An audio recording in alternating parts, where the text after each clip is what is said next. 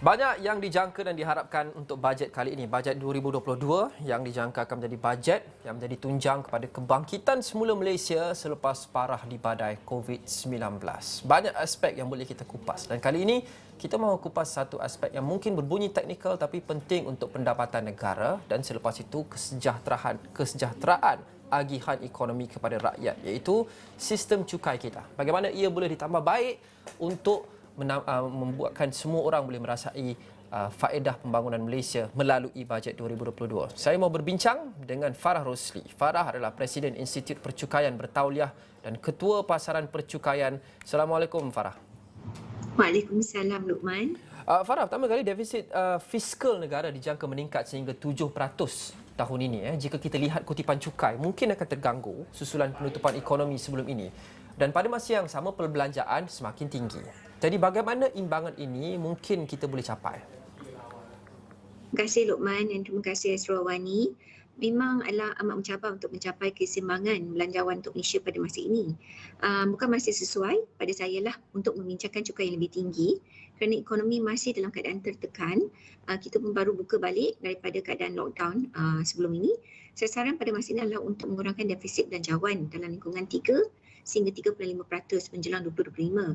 Dan juga kita ada terbaca, kita ada dengar, kerajaan memang sedang mengkaji untuk mengurangkan defisit melalui jentera kutipan cukai yang lebih cekap dan asas hasil yang pelbagai.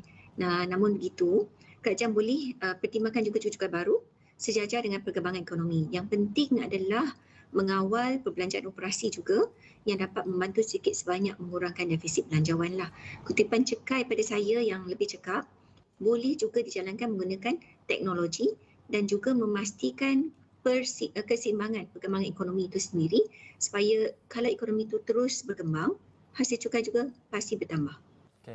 Pengenalan cukai baru dalam bajet kali ini, bajet 2022 mungkin tidak berlaku berdasarkan gambaran yang sudah pun diberikan sebelum ini. Jadi untuk 2022, bagaimana kerajaan boleh meningkatkan hasil? Adakah cukai langsung mencukupi memandangkan ekonomi sudah kembali dibuka sekarang ini?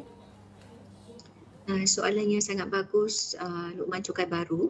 Kerana cukai baru banyak dibincangkan sejak akhir-akhir ini. Dalam beberapa minggu ni memang banyak perbualan tentang cukai baru. Tapi bagi tahun 2021, anggaran sasaran kutipan hasil cukai adalah sebanyak 122 bilion. Lebih kurang 10.3% KDNK. Ya. Ini termasuk kutipan cukai langsung. Cukai langsung itu adalah sebanyak 120 bilion dan cukai tidak langsung seperti SST sebanyak 42.1 bilion. Tapi sehingga Julai 2021 yang kita pun sudah maklum, kutipan cukai langsung adalah sebanyak 67 bilion sahaja, iaitu hanya 56%, lebih kurang 56.2% daripada sasaran. Manakala cukai tidak langsung pula, kutipannya sebanyak lebih kuranglah 25% ataupun 24 bilion ataupun 59% daripada jangkaan sasaran ya.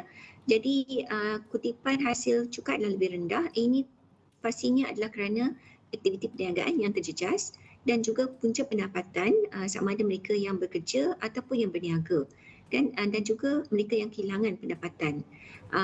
Jadi bagi tahun 2022 adalah diharapkan ekonomi akan bergerak ke fasa pemulihan, tidak terganggu oleh keadaan lockdown, also juga kelembapan permintaan dan menghasilkan peningkatan kapasiti penjanaan keuntungan perniagaan. Jadi perniagaan kalau beruntung dapat mengurangkan unsur juga kadar perbandingan tahun 2021 dan seterusnya akan menghasilkan peningkatan kutipan cukai. Dan jadi yang boleh dipertimbangkan adalah juga langkah-langkah pemantauan cukai untuk jangka masa terdekat seperti yang saya sebut tadi, kegunaan teknologi dan juga kerajaan ada memperkenalkan pengenalan cukai ataupun Tax Identification Number TIN ataupun sijil pemantauan cukai dan juga program audit sukarela yang telah diperkenalkan. Dan juga fungsi digital pentadbiran negara seperti e-invoice boleh mengurangkan transaksi tanpa tunai dan juga mendatangkan hasil pendapatan negara daripada cukai yang tidak diisytiharkan ataupun keuntungan boleh cukai yang boleh timbul daripada ekonomi. Farah, kita juga sudah dengar beberapa kali topik cukai kepenggunaan seperti GST mahu dikembalikan. Adakah ini tempoh yang sesuai atau kita perlu tunggu sehingga ekonomi pulih terlebih dahulu, dan jika ya, berapa kadar yang bersesuaian? Satu lagi soalan yang bagus, Luqman. Cukai penggunaan ataupun cukai barang dan perkhidmatan lah, GST pendeknya, telah diperkenalkan di Malaysia kan pada 1 April 2015. Dan cukai ini adalah cukai yang memang diperkenalkan di banyak negara. Pada masa itu 146 negara telah memperkenalkan GST kan. Tapi kemudiannya GST di Malaysia telah digantikan dengan cukai jualan dan cukai perkhidmatan SST bermula 1 September 2018. Jadi sekarang ni kita lebih kurang 2 tahun, hampir 3 tahun SST.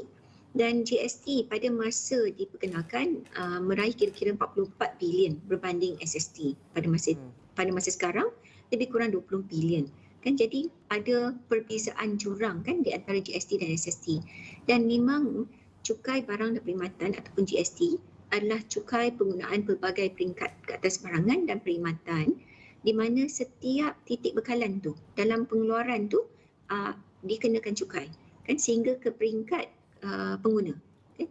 Jadi maknanya peringkat cukai itu adalah dikutip pada setiap peringkat, dan ini adalah bermaksud cukai itu dikenakan ke atas pelbagai peringkat seperti yang saya sebut tadi kan. Dan tapi yang penting adalah bila kalau cukai penggunaan pelbagai peringkat ini diperkenalkan, ciri-cirinya haruslah diperbaiki. Contohnya membolehkan perniagaan menuntut kredit input melalui potongan automatik, contoh daripada sistem perakanan mereka. Jika dulu ada masalah sedikit di mana refund ataupun kredit cukai input tadi yang diterima adalah lambat kan, jadi menyebabkan kekangan kewangan kepada perniagaan. Lagi satu yang boleh dipertimbangkan adalah memberikan tempoh masa kepada perniagaan ataupun orang ramai, mungkin 12 bulan yang akan datang sebelum diperkenalkan GST ataupun cukai barangan ini, supaya ada masa yang cukup untuk pihak perniagaan menyediakan sistem dan dapat menyempurnakan operasi dengan lebih baik lah kan.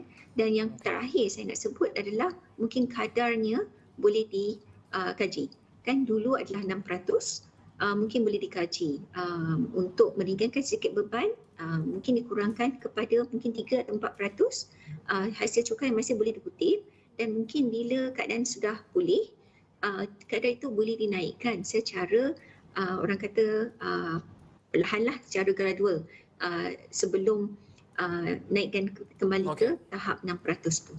Baik, terima kasih Farah Rosli, Presiden Institut Percukaian Bertauliah dan Ketua Pasaran Percukaian. Kepada anda, jangan lupa saksikan liputan istimewa kami Bajet 2022 Jumaat 29 Oktober ini bermula jam 3 petang hanya di saluran 501 Astro Awani. Selepas bajet terbesar yang disaksikan tahun lepas, bagaimana bajet 2022 meneruskan momentum pemulihan negara?